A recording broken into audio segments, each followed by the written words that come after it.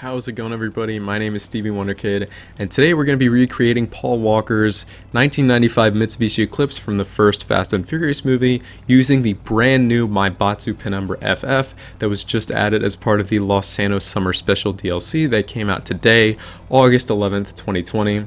So this is the car in its modified state, but I'm going to go into Los Santos Customs and show you exactly what modifications you need to do to make it look as accurate as possible to Paul Walker's car. So I'm going to hop into Los Santos Customs and we'll see what mods I use to make this car as accurate as possible. Alright, so for the purposes of this video, I'm not going to be covering any of the performance mods. That's kind of up to you, up to your personal preference. But moving on, we're going to start with the bumpers. So for the front bumper, I chose the racing bumper. I think that's the most accurate to the body kit that was on Paul Walker's car. You can also use the racing alt bumper, but it's got that lip across the front. I don't think that's a very good match. I think the racing bumper is probably the best match you can get.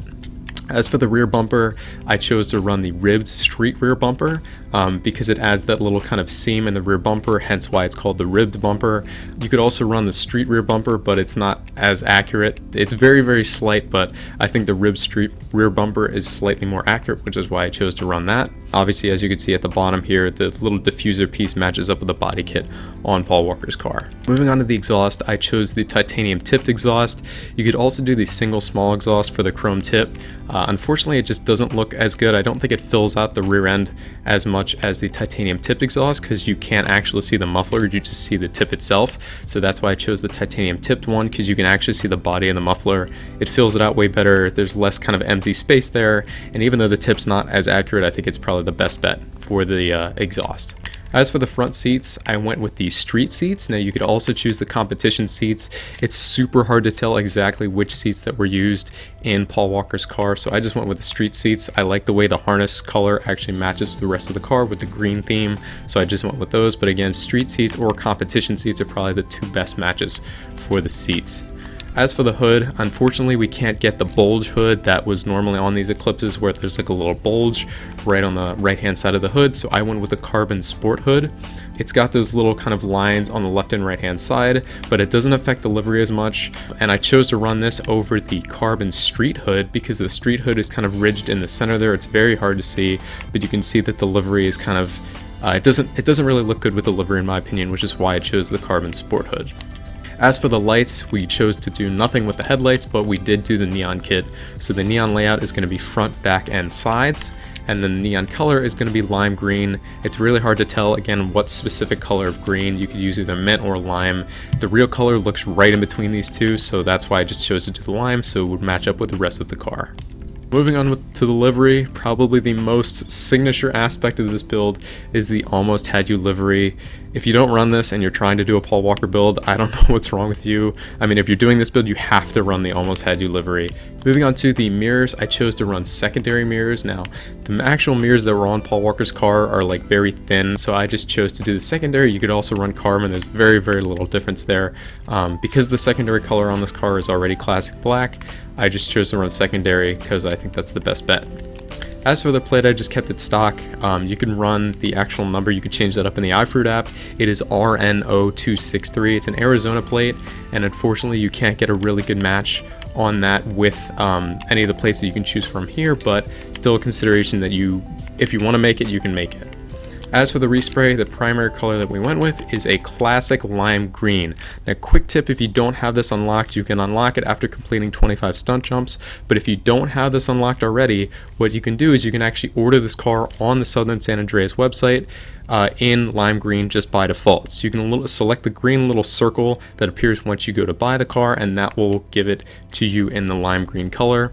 Any other color I don't think is as great of a match, so I just went with lime green. I think that's the best match. You could probably get a slightly better match with the crew color, but in terms of colors that you can use in this game, the lime green is your best bet. And again, if you order it in lime green by default, you'll save some money from having to paint it, and you also won't have to worry about unlocking the color either.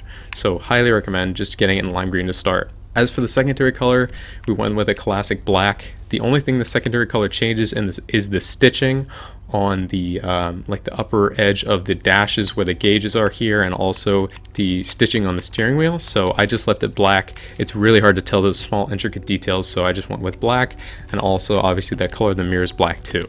As for the trim color, I kept it graphite. Again, really hard to tell these small intricate details, but I actually chose graphite so that way the bezels, which is what actually changes with this trim color, you can see that it's changing here. But I think that graphite's the most accurate match, and I think it really blends in well with the carbon. As for the roof, we went with the built-in scoop alt. The normal built-in scoop is too angular, and the built-in scoop alt actually has like some curves in it, and it looks way closer to the roof scoop that was on Paul Walker's car, so I would go with this over any other scoop here. As for the skirts, I went with the shelved stock. I think these are the best match. You could also use the lip skirts. You could use the small or the large. I think the shelved stock is a slightly better match. It doesn't really look perfect to the kit that's on his car, but again, I think it is the best match over the lip skirts. The lip skirts, again, you do get that little lip, which is slightly closer to his kit, but I think the shelved stock looked pretty great. As for the splitters, I kept this stock as well. Because this will actually change what the bottom of the front bumper looks like, and since it's very specific to the bumper that we chose, I just left it stock, otherwise it wouldn't look as accurate. As for the spoiler, we went with the carbon extended wing. Now there's actually no perfect match you can get with this part as well, because Paul Walker's car actually had that little, the aluminum kind of bridge on the wing itself, and unfortunately in GTA you don't have that option, and you have only these two options with the body color or the carbon. I don't really like the look of the body color one, so I just went with the carbon, but I still think that the wing itself, the way that it looks, is pretty accurate with his car, which is why I chose that. As for the sun strip, we didn't run any because Paul Walker's car doesn't have one.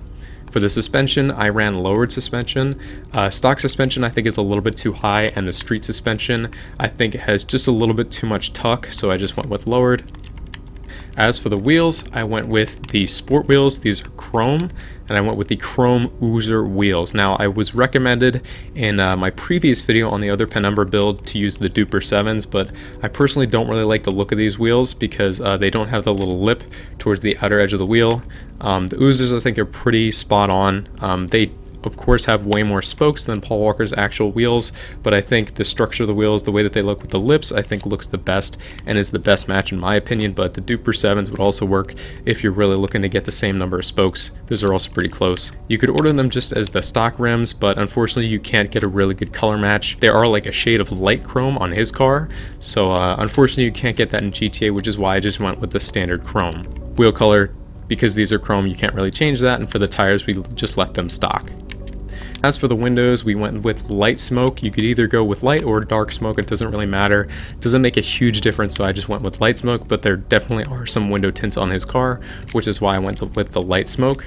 And that's pretty much it. That is the build in its entirety. That's pretty much all of the detail that I could capture with this build. It was a pretty in-depth one.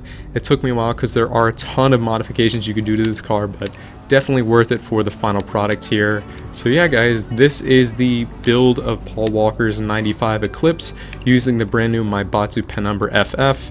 Let's take a look at it here in the sun, or the dwindling sun, so we can see exactly some of the finer details on this car. I'll pop the hood and everything so we can see more of it. So engine actually looks really close to the engine that was in the Eclipse, which I think is pretty cool. It's got this air filter here, the intake elbow, and obviously the block itself. It looks more like the engine model that was in the Ballista Conjo. I don't know what's going on with this texture that kind of cuts everything off like past the headers.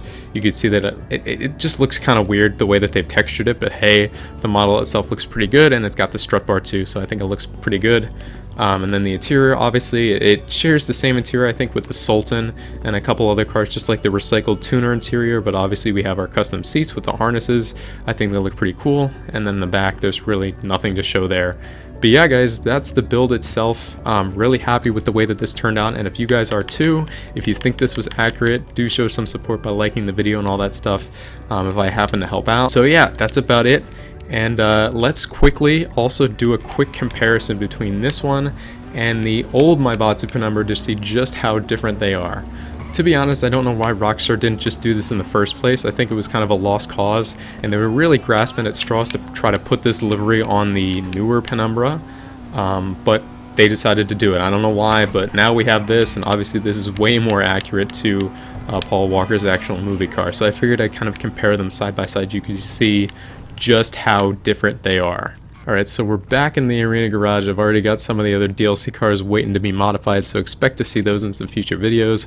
But these are the two Paul Walker builds, left and right, We have the old Penumbra on the left and the new one on the right. Obviously, way better match. This is actually based off of a proper 2nd gen Eclipse, as opposed to this one, which is based off of the 4th gen. But as you can see, some pretty intricate details. The livery itself from this car was almost exactly copied over to this car. There's pretty much the same thing everywhere except for this atomic liver, or the atomic sticker right above the tire here. But pretty much everything else was copied over from this old one to this one. It just looks like it was scaled down a little bit in the rear here.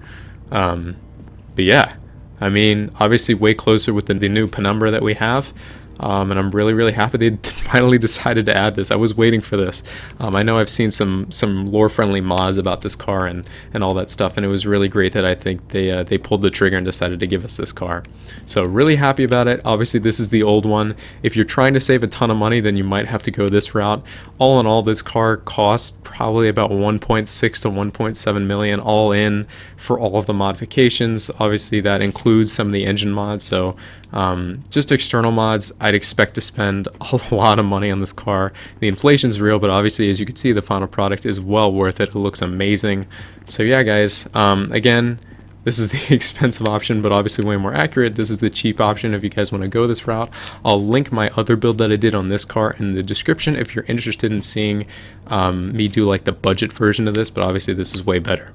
So yeah, guys, I hope you enjoyed. I will be doing some performance testing with this car, as well as some of the other cars that we've got in the update, like the Corvette C8 and the beater Bravado Dukes over there. So yeah, expect videos on those, but I'm really happy that I was able to make this one, and I'm really excited to be able to share it with you. So with that being said, I hope you guys all enjoyed the video. I hope you guys go on to find this video helpful if you're going to recreate Paul Walker's car. Again, super awesome. Rockstar finally gave us the proper car to be able to do this build with, and I'm super happy with the results. So with that being said, guys, thank you all for watching, and I'll see you in the next one. Stay safe and have a great day, and enjoy the update.